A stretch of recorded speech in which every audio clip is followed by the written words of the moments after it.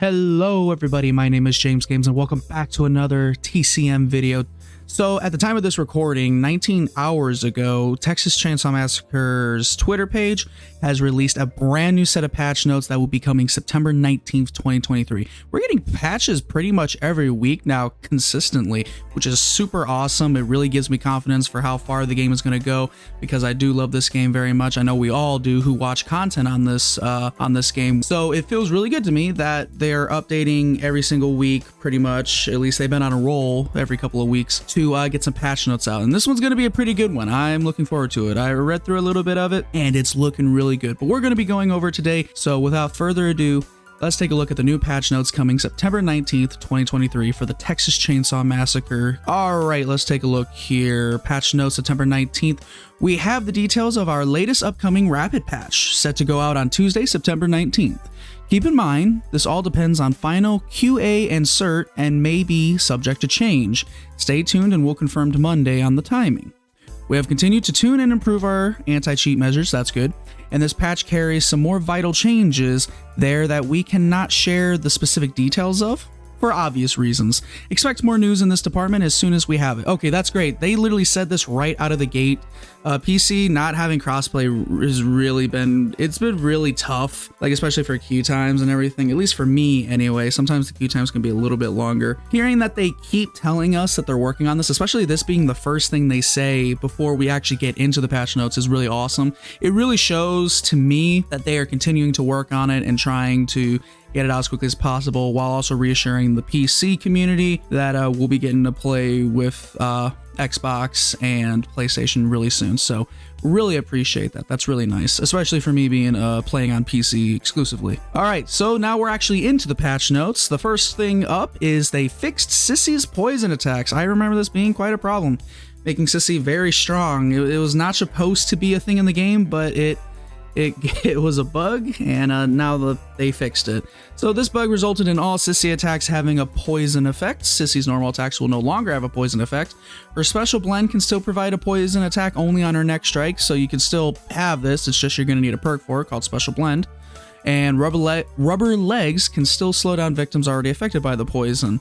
So that's a pretty good change. A lot of people have been complaining about this. I didn't even know this really was a bug. I'm quite surprised. This is a good change. This is a good change. Maybe people will finally stop getting upset when people do play Sissy in the lobbies. Maybe this will fix that, because a lot of people get really upset when you play Sissy for some reason. I don't know why. I don't play her a lot, but whenever I join lobbies and like I'm trying to make recordings and someone is, there's always sometimes usually a victim saying, "Hey yo, can you please change that character?" Next, they fixed players blocking themselves. We resolved an issue where a player could block themselves, resulting in matching issues and errors. I actually have a friend that accidentally blocked themselves. I was quite surprised. I was like, "Can you unblock yourself?"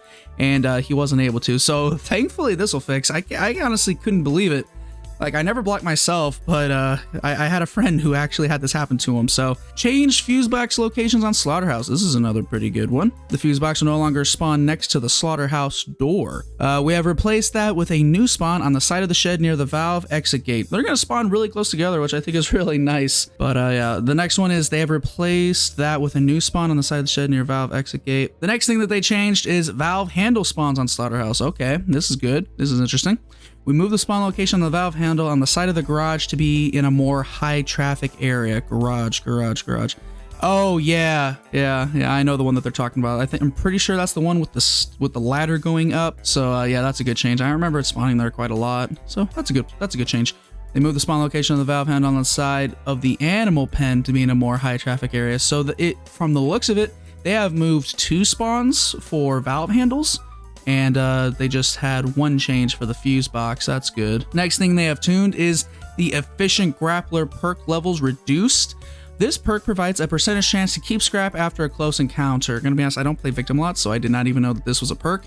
And from the looks of it, level 1 is going to be 10%, 15% for level 2, and 20% for level 3. I don't even want to know what these percentages were before these changes. The next perk that they have tuned is Efficient Backstabber perk. This perk provides a percentage chance to keep scrap after a backstab. So level 1 is going to be 10% chance, level 2 is 15, and level 3 is 20. Again, I have no idea what these percentages were before. Judging by these percentages, it must have been pretty high, or at least slightly higher, so good change nonetheless. Now they're tuning the abilities. Yes. And we all know the 2 characters that we know that their ability is going to change, because the other characters are totally fine in my opinion. I think their abilities are great, but there are 2 of the most annoying victims to ever have to deal with. And the first one that they are fixing is Connie's ability cooldown. We have added to the base cooldown time for Connie's focus ability. This is a great start. Like I said, we won't know how much this affects the game until the patch notes go live on the 15th. So yes, I'm glad that they're finally fixing Connie, because or at least they're trying to like not make her ability not as, you know, annoying or broken or anything. So that's nice. And the next thing they tune is the Leland ability cooldown. Another great change. We have added to the base cooldown time for Leland's lifesaver ability. They really should just change the lifesaver ability, because people do not use it for lifesaver, man. They should change it to, just change it to Leland's tackle ability or something. I don't think lifesaver is technically the term I would use for it, at least the way people have been using it recently. It's definitely not a lifesaver ability. The next thing they changed is they have tuned the escape restraints minigame. This one is very interesting. I was not expecting them to really do something like this. So we have adjusted the minigame to escape your restraints at the start of the match. It will now require slightly more taps to escape, and the overall minigame will take slightly longer to complete. Strength and stealth still affect this minigame, and players can build accordingly. This is another interesting one. Like I said, I was not expecting them to do a change like this. So at least hopefully like Leatherface will be able to like have a little bit of extra time to get ready and maybe move around.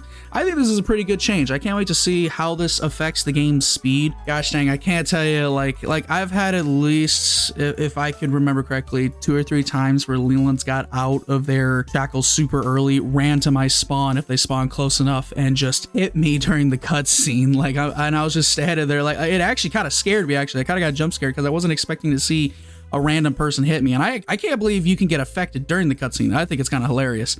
So hopefully this can like stop things like that from happening. Like I said, it doesn't happen often, but I've had it happen to me at least 3 or 4 times, and I was kind of confused, like why, you know, why is that possible? It's kind of strange. The next thing they did, they tuned more. They should just say reverted back to 7-player requirements. We have reinstated the 7-player requirement for lobbies to launch. Totally fine with this one. It was kind of unfair having a 3v3 situation. I totally get what they were going for with this change and trying to get people into matches as quickly as possible, because queue times can sometimes suck. But this definitely wasn't the way to go about it. Like I said, you know, they went back on it. I'm so glad that they are listening to the community and like doing changes, but then changing them back. You know what I mean? So like they are listening to feedback, which is something it's very rare to see these days for a video game company to really listen to the people. So I'm really glad that like they're doing changes, people are complaining about it and like voicing their opinions on it, seeing the majority not like their change, going back to it. That's really nice. Like that really does mean a lot. You don't see that often in video game companies, you know what I mean? To report any and all existing or persistent issues, please use the support site. Again, if there's any bugs that you find, please submit them to the support site. Again, as always, I'll leave the link to the subreddit in the description so you guys can read the patch notes yourself, as well as go to the support site. If you have any bugs, please send it to them. If you have video footage, please send it to them. If you have screenshots, please send it to them. You know, anything that you can do to help them fix this game is always going to be a win for the majority of everybody. We have to work together in order to get this game to be the least amount of buggy, because we have a lot of bugs in this game, and the only way we're going to get rid of them and the only way we're going to get this game to be more stable is if we continue to use the support. So definitely do that. Please stay tuned to the official channels for any news on the status of the upcoming patch. New edition of the Naruto Times will arrive Wednesday, September 20th next week. Again, really awesome. I love the Naruto Times. I think it's really cool, and it's so awesome that like they are continuously giving us update. And we're gonna get another one, like literally in 4 days. At the time of this recording, 4 days, we're gonna get a new Naruto Times, which is gonna see what's coming in the next patch note. Like they just keep it coming. I really appreciate that. That's awesome. Thank you for your continued support and patience.